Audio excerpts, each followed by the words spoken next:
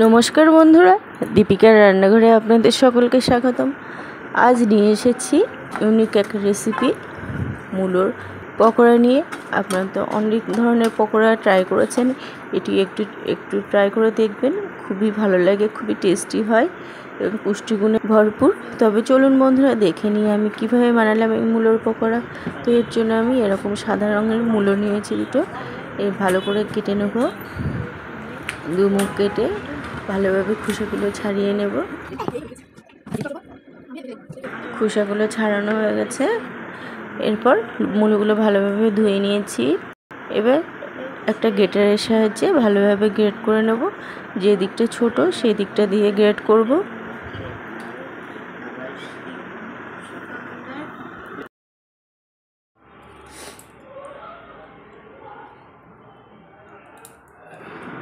Great করা হয়ে গেছে। এবার এর থেকে ভালোভাবে আমি চিপে চিপে জলগুলো ফেলে দেবো। মূলোর প্রচুর পরিমাণ জল থাকে, তো জলগুলো আমি এরকমভাবে চিপে চিপে ফেলে দেবো। এতে মূলোর একটা গন্ধও চলে যায়। তো এরকমভাবে দেখুন জলগুলো সব ফেলে নিয়েছি। এবার এর মধ্যে দিয়ে দেবো ধনেপাতা কুচি আর দিয়ে দেবো কাঁচা লঙ্কা কুচি। বন্ধুরা, এই দুটো অবশ্যই দেবেন, এটি খেতে খুবই সুস্বাদু হবে তাহলে। আর দিয়ে দিলাম স্বাদ অনুযায়ী লবণ, আর দিয়ে দিলাম 1 চামচ ধনে গুঁড়ো, হাফ চামচ জিরে গুঁড়ো, হাফ চামচ জোয়ান, হাফ চামচ হলুদ গুঁড়ো। মশলাগুলো দিয়ে ভালোভাবে মিশিয়ে নেব।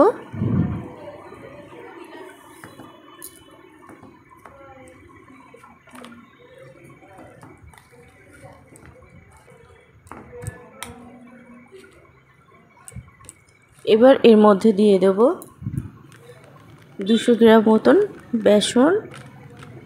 আমি মটর ডালের বেসনটাই নিয়েছি। তো বেসন দিয়ে ভালোভাবে মেখে নেব।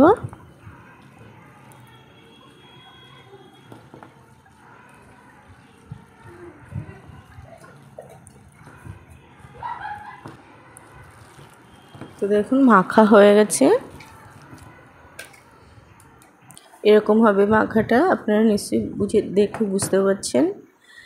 এবার একটা কড়াই গরম করতে বসিয়েছি। কড়াই গরম হয়ে গেছে। এর মধ্যে আমি দিয়ে দিলাম পরিমাণ মতন সাদা তেল। এটা সর্ষের তেলেও করা যায়। এবার আমি পকোড়াগুলো দিয়ে দিলাম।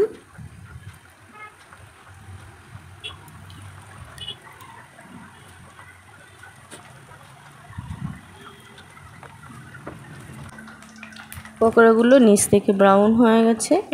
এবার এগুলোকে হালকা হাতে উল্টে পাল্টে ভেজে নেব।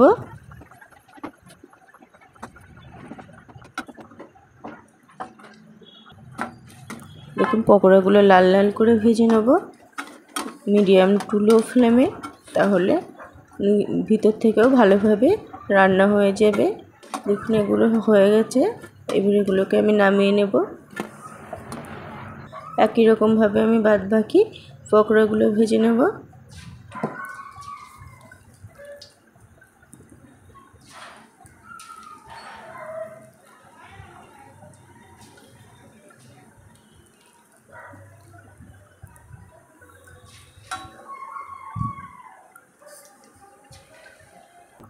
তো বন্ধুরা, আপনাদের রেসিপিটা কেমন লাগলো অবশ্যই কমেন্ট করে জানাবেন। ভালো লাগলে একটা লাইক দেবেন, আর আমার চ্যানেল নতুন বন্ধু হয়ে থাকলে চ্যানেলটি সাবস্ক্রাইব করার জন্য অনুরোধ রইল। সবাই ভালো থাকবেন, সুস্থ থাকবেন। আবারও হাজির হব অন্য কোনো রেসিপি নিয়ে।